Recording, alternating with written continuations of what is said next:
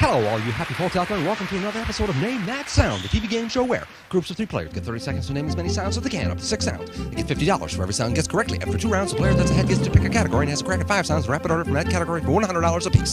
His total is $800 or more, and he or she is ahead to get a shot at 2 out of 3 for $1,000, $2,000, or $3,000, depending upon the loudest balance between the sound to be selected and the background noise designed to screw them up.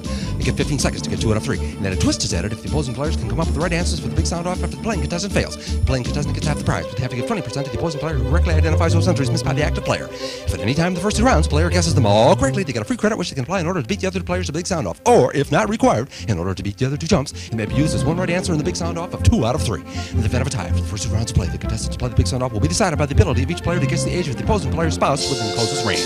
In the event that no player is above $800 after the first 2 rounds of play, the leading player will have the option of either playing the big sound off with winning potential cut in half, or engaging the opposing players in the sudden death 10-second round, in which case, if they win, they get the opposing players' winnings added to theirs and the chance to play the big sound off for full value. The players behind also get the opportunity to go into the big sound off for full value if they win, but do not take the opposing players' winnings to that point. If the players with the lower scores decline to play the sudden death round, we edit the tape and send the chicken shit bastards home during the commercial. When a player wins the big sound off, they get to come back again and meet 2 new challengers. The second time they get to the big sound off, their winning potential is double. They can return again and again until their winnings have exceeded by 50%. The aggregate income of the opposing players in the final game is indicated by line 37 and the IRS 1044.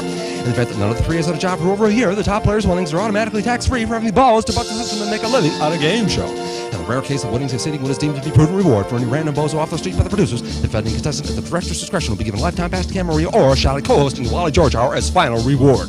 This whole scenario being extremely remote since contestants are meticulously screened so as to be clever enough to seem alive but not nearly clever enough to win by any means other than sheer dumb luck. We now go to our introduction to the first random trio of bozos, Daryl, Dodge, and Danny. Sounds like an act from hee-haw to me. Nice to have you with us. Any questions, players? Good, then let's play Name That Sound.